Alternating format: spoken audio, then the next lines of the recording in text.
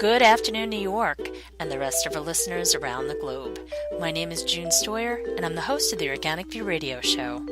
Our podcast is available on iTunes, Zune, and you can also visit our website, which is www.theorganicview.com. If you have any questions or would like to connect with us, you can simply post a question on our wall on Facebook, send us a tweet to @theorganicview, or contact me directly at June Stoyer on Twitter. If you'd like to be on the show or would like to find out about sponsorship opportunities, please contact us at questions@theorganicview.com. Today's show is sponsored by Eden Foods, one of the most trusted names in certified organic clean foods. Listeners of the Organic View Radio Show can receive 20% off any regularly priced items, excluding cases. Simply enter the coupon code ORGVIEW when prompted during checkout. That's ORGVIEW. For more special offers, please visit our website at www.theorganicview.com. Tom Brokaw once said, "It's easy to make a buck. It's a lot tougher to make a difference." On today's show, best-selling author and health advocate John Schlimm will talk about his new book, Stand Up, 75 Young Activists Who Rock the World and How You Can Too. So I would like to welcome back to the show my good friend and best-selling author and friend to the animals, Mr. John Schlimm. Good afternoon, John, and welcome back to the show. Hey, June. It's so great to be with you and all of your listeners. John, I have enjoyed everything that you've published, and this new book is such a great collection of different people that do different things. It's such an amazing representation of so many different things that pertain to our world and how things are changing. It's just fascinating and it's so inspiring. Before we begin to talk about everything that you wrote about, I really would like to just focus a little bit about you. You have inspired so many people, and for people that are not familiar with your work, could you just take a moment and talk about your own journey for being an activist? Well, I am best known for the vegan cookbooks that I have written in the last few years. And before that, I wrote cookbooks that weren't vegan because neither was I at the time. And so, my journey to vegan is something that I am traveling around the country talking about. I grew up the son of a butcher who had a meat processing business, particularly during deer hunting season, when I would try my hand at each of those jobs as a child, and it didn't quite work out. And I really think those roots of being an animal advocate and activist were really planted in those early years, even though I didn't have the words to really, or the understanding to really describe what I was going through. But all those years later, I was writing cookbooks, again, that were not vegan. But then I had that click over moment when I really began to understand what these terms like vegan and vegetarian and factory farm really mean. And so my life took a dramatic turn. I started writing vegan cookbooks. I started embracing the whole concept of compassion in a whole new way. And it's been a really fantastic journey. And I'm just so excited to be able to share the work that I now do, whether it's through the books that I write or the speeches that I give. I think it's important to just be out there. And I'm always, as probably more inspired by the audiences and the people I meet than, they even are by me. I couldn't agree more. I have worked with so many fascinating people, and I don't think that we can ever have enough positive reinforcement for the efforts of these people that are doing so many wonderful things. One question that I have for you is about activism itself. The word activism or activist has taken on quite a number of different meanings, especially with the whole Occupy movement. So can you share with our audience your own definition of the word activist and what you hope the readers will get from this book? Well, it's interesting because that word activist has really gotten some bad connotations over the years. And one of the things I wanted to do with stand up is really reclaim the essence of that word. And in fact, when I started working on stand up, there was even discussion about not even using the word activist. And I said, absolutely not. I am going to use that word because the young people in this book, they are the purest definitions of what it really means to be an activist. And for me, that term comes down to two simple words: embracing compassion. If you're going to be out there and you're going to be calling yourself an activist, you need to be embracing compassion in some way with whatever it is you're doing. The people out there who are calling themselves activists, but at the end of the day, their work is destructive and negative. They're not activists. In fact, they give the rest of us a really bad name, and it always saddens me, especially in the vegan and animal worlds, to see people out there proclaiming to be activists and proclaiming to be compassionate, but their way of doing that is by being preachy and judgmental, or throwing the red paint on someone or glitter bombing someone. That's assault. That's not compassion. That's not being an activist. Quite frankly, that's hurting somebody. And that's something that I have zero tolerance for. But fortunately, we have the young people who are in stand up, who are really reclaiming that word in the best possible way, and they're really rocking this planet with compassion within their own fields and genres. Thank you. John, what do you think it takes to make a difference and to become what you envision a true activist really is? I think it takes just taking that first step, one step forward, looking at what are you interested in? What is something you want to make a difference in? That can be the world of animals. That can be trying to find a cure for a disease. It can be building a well in Africa. It can be as simple as finding someone in your hometown who maybe is a shut-in and you take dinner over to them. I think sometimes that word activist can even be intimidating, and we think, oh, you have to be at work on some big global scale. And that's just not true. You can be at work right on the street where you live in your small little town, and you're an activist because you're embracing compassion. So I have a rather broad definition of what an activist is. I think it has to be something that is accessible to everyone. And in fact, one of my favorite stories in the book, of course, all of them are my favorites, but one that really, every time I read it, it just touches me. It's this young woman, her name's Kalia Lehman, and she founded an organization called Random Kid. And Random Kid funds the efforts of young people now around the world. So this young activist is now enabling other young activists. And for every $1 that Random Kid invests in another youth's project, the return is 150 to 1,000%. So you see that she's not messing around. She's making an impact. But the point I'm getting to is she is always asked, why did you name your organization Random Kid? And her answer is, if other young people out there see me as anything other than random, how are they going to know that they can do exactly what I did? I love that. That is a motto we should all take forth. I'm out there.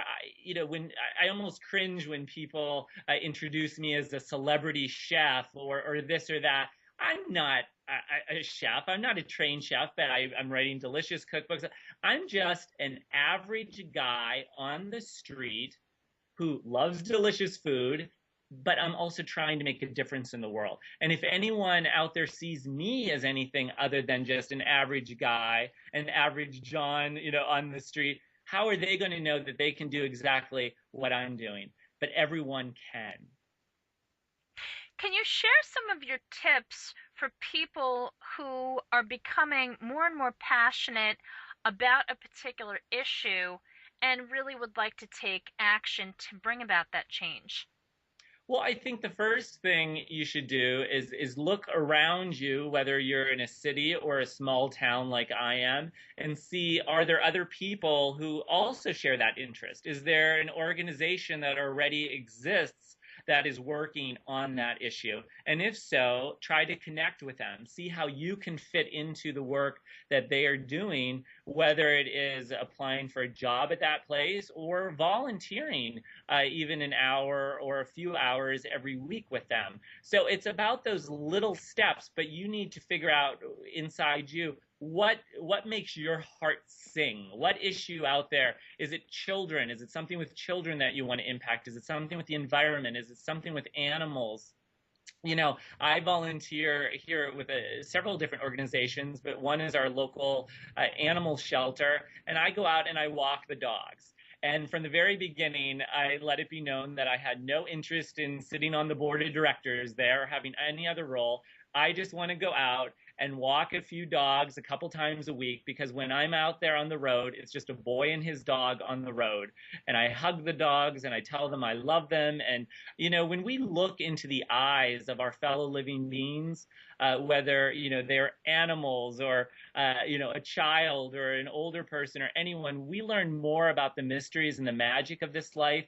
And really, we learn more about that connection that is at the heart of being an activist than we could anywhere else. So I would say just start locally and see where you can have an impact, and then do it. And look, if there isn't an organization, start one. Make your own pathway to what you want to achieve. What do you think some of the challenges are for young activists today? Well, I think the biggest challenge, and a lot of the young people in stand up talk about this in their stories, uh, they're not taken seriously because they're kids. And, I'll tell you what, the 75 activists in this book, they've shown that it does not matter how old you are. For me personally, age means nothing. To me, it's, are you fun or are you not? I don't care if you're 5 or you're 90. Are you a fun person? Are you a compassionate person? The number doesn't make a difference. But I think that is the biggest challenge. But, the great thing about this new generation, they're not letting something as silly as an age, a number, stop them. And, a few years ago, I got to deliver my first commencement address, which was such a huge honor for me. And the theme running through that commencement address really was about embracing compassion in this life. But what I got to do, and I've got to do it several times since with young audiences, I got to look into the eyes of those young people sitting in front of me, and I got to tell them that they have already made a difference in this world, because they really are the first generation to not see things like black and white, straight, gay, Christian, Muslim, Jew. They only see another living being standing in front of them. And that is a beautiful thing. And I think that the young people in stand up, they also have approached the world in that way. They're not going to let barriers stop them. They're either going to go around the barrier, over the barrier, or straight right on through that barrier. And that's why these young people have inspired me as an activist so much. And it's going to be one of the great honors of my life to have worked on this book. Stand Up is one of those books that, as a writer, you say, I was born to create this book. And that's a really great feeling. And I'm so happy that it's now out in the world for everyone to enjoy. I think it's a fantastic idea, and we cannot have enough for young people so that they can actually see the different issues that affect them directly and they can do something about it. It's very frustrating, especially for many young people that see different things and they figure, well, I'm just a kid. What can I do about it? Kids can do an awful lot, and you have demonstrated this throughout all the different people that you mentioned, and especially the different areas that these people are focused on. I know that it's hard to choose, but from all the people that you wrote about, who do you think influenced you the most? Well, I really think that in each of these stories, there is just that kernel of something, whether it was a line like Talia's response, or the two sisters from Philadelphia who are helping girls in Pakistan go to school, or the young boy in Minneapolis who slept out in his backyard from Thanksgiving to Christmas when it was very snowy. We know how it gets in Minnesota, in a refrigerator box, to bring attention to homeless issues. Any of these kids, there's something about them that really inspired me. So I can't choose just one. And going back to your point about people not taking young people seriously, part of my background is in education, and I've spent a lot of time in classrooms. And there are so many young people sitting in classrooms out there today, especially in middle and high school, and they're so gifted and they're so talented, but no one's telling them they are. No one's telling them they are. And believe me, there are some great teachers out there, and that is one of the toughest jobs on the planet, and I have the greatest admiration for them.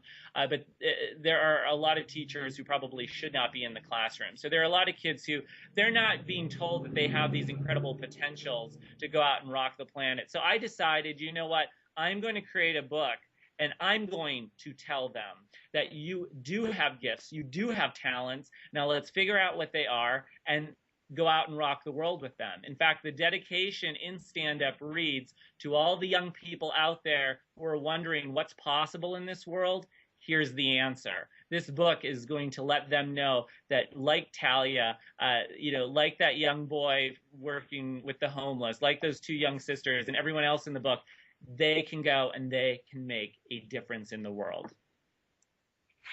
It's interesting. When I was growing up, I loved stories. I was so drawn to Greek mythology and different forms of mythology because of the lessons that was there. And what I admire about stand up is the fact that this isn't mythology.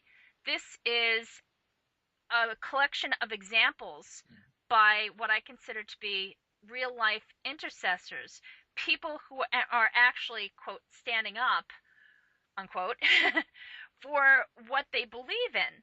Now, in addition to stand up, you actually are offering a free guide for teachers and parents. Can you share a little bit about that with our audience? Yeah, along with Stand Up, I also wrote the Stand Up Discussion Guide, which is available for free download on my website, which is johnschlimm.com.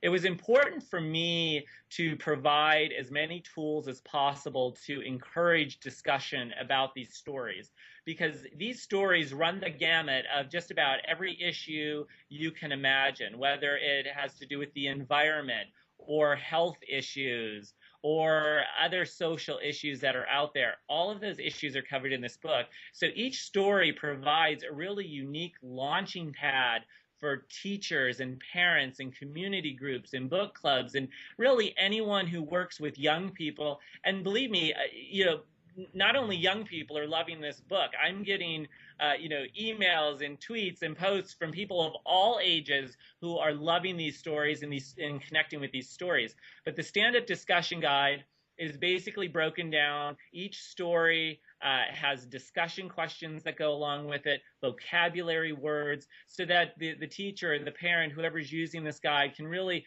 fit it into their curriculum or whatever project they're working on in the best way possible. Plus, there's an extensive subject guide at the end. So if you are doing a lesson on drugs, or you are doing a lesson on bullying or the environment, or whatever it might be, someone with special needs, special education, you can find which stories in the book relate to those particular issues and go right to those stories and then use them as part of your curriculum. And, I'm hearing from teachers all over the place who are really starting to use the discussion guide, and they're appreciating this because there isn't something out there like this, because you can tell young people all these stories and you can give them lots of facts and figures, but to be able to put stories written by other young people their age, and all these stories are written by the young activists. I'm sort of just the messenger, if you will, which has been such an honor for me to take on that role for these young people. But to be able to put the stories written by young people their age in front of them in the classroom, I think is really powerful. And I'm just excited to be a part of something that's inspiring this next generation. Because I'll tell you what, this next generation does not have a bigger fan than me. I am their number one fan. I will always have their back. And I think they are really going to rock the world like no generation before them. I'm from Generation X. So it's sort of my gift as a Generation Xer to this next generation. And I think the fact that the stories are being shared is the big gift, because that's how we learn, that's how we grow, and that's how we truly embrace what compassion is all about. John, thank you so much for coming on the show. Once again, can you just give our audience your website? It's johnschlimm.com. So JohnSchlimm.com. And I just want to thank you for all the work you do in embracing compassion with every single breath you take and everything you do. You really are rocking the world with the best of them. And I know a lot of young people look up to you as well. Well, thank you, John. I really do appreciate that so much. And I know that this book is going to become a big part of the collection for all educators and people that are looking to bring about the necessary changes that we need to address, especially with so many different pressures that are coming up, whether it's energy conservation, doing our part to help our pollinators, address bullying, so many different issues. We could just spend the next couple of hours just talking about everything, because there's such a big need for those changes to come about. And I really think that stand-up is a great way for young people especially to look to see what else is going on out there, because at the end of the day, there's only so much information that is circulated, and the book shares stories from people that may not have been recognized in mainstream media or in the main channels. So once again, it's a great way for people to connect, and for even adults and seniors to take a look and know that there are people that are taking these matters seriously and doing, as you put it, they're standing up. So John, thank you once again. Well, thank you. And folks, thank you so much for tuning in. This has been June Stoyer with the Organic Bee Radio Show. Have a great afternoon, everyone.